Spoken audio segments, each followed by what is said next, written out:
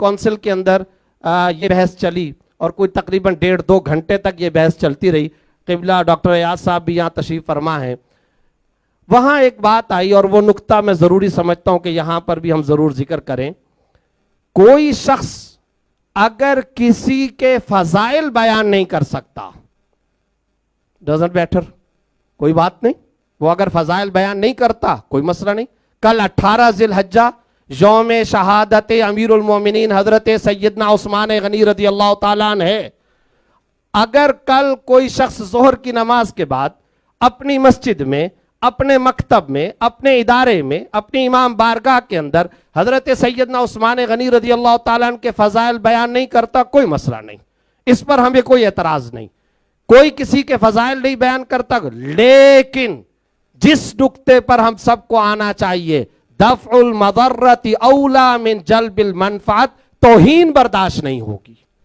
کوئی شخص اشارتاً یا کنایتاً اہل بیت اطہار کی شان میں, حضرت علی رضی اللہ تعالیٰ عنہ کی شان میں, ائمہ کی شان کے اندر, اسی طرح معصومین کی شان کے اندر, اسی طریقے سے حضرت حسن, حضرت حسین رضی اللہ تعالیٰ عنہما, ان کی شان میں ادنا درجے کی اشارتاً یا کنایتاً گستاخی یا بے ادبی کا مرتکب ہوتا ہے, یہ برداشت کے قابل نہیں. اور ہم جب یہ بات کر رہے ہیں تو پھر ساتھ ساتھ ہمارا جائز اور منصفانہ مطالبہ یہ بھی ہوگا, کروڑوں سنی عوام کا یہ بھی مطالبہ ہوگا کہ حضرت ابوبکر صدیق رضی اللہ تعالیٰ عنہ, ام المومنین حضرت عائشہ صدیقہ رضی اللہ عنہا, حضرت عمر رضی اللہ تعالیٰ عنہ, حضرت عثمان غنی رضی اللہ تعالیٰ عنہ, حضرت امیر معاویہ رضی اللہ تعالیٰ عنہ مجمعین, ان حضرات کی شان کے اندر بھی ادنا درجے کی اشارتاً یا کنایتاً بھی گستاخی نہیں ہونی چاہیے. اور دیکھیں ساری اہل علم شخصیات ہیں, یہ وہ منصفانہ ڈیمانڈ اور حکم اور مطالبہ ہے جو اللہ نے قرآن کریم میں وَلَا تَسُبُّوا الَّذِينَ يَدْعُونَ مِن دُونِ اللَّهِ فرما کر غیروں کے بتوں کے بارے میں ہمیں یہ تعلیم دی ہے. جو شعور بھی نہیں رکھتے, جن کے باطل ہونے پر ہم سب کا اجماع اور اتفاق ہے, باطل محض ہیں یہ بت, لیکن ان بتوں کے بارے میں بھی, ان معبودان باطلہ کے بارے میں بھی اللہ نے فرمایا گالی مت دو.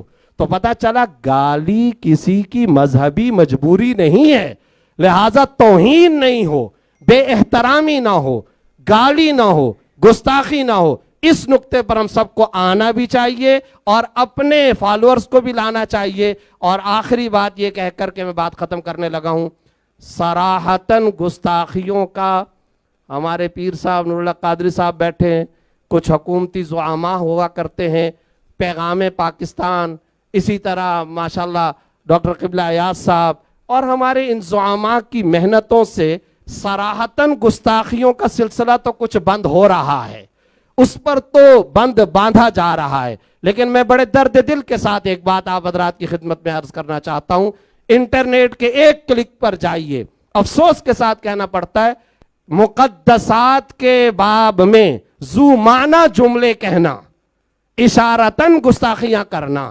کنایتاً گستاخیاں کرنا, اور پیچھے کچھ واقعات کا پس منظر کا اشارہ کر کر کے اس طریقے سے گستاخیاں کرنا, اس کا ایک سلسلہ دراز ہوتا چلا جا رہا ہے.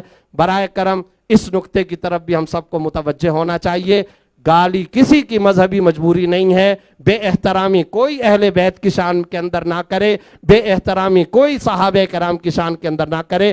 جب تک یہ کام نہیں ہو سکتا اس وقت تک اتحاد امت کی روح ہم پیدا نہیں کر سکتے. اگر اس کا مغز اور اس کا حقیقی فلسفہ ہمیں پیدا کرنا ہے تو اس کے یہی اصول ہیں, یہی نقوش ہیں. اللہ تعالی ہمیں عمل کی توفیق عطا فرمائے. وآخر دعوانا. ماشاءاللہ.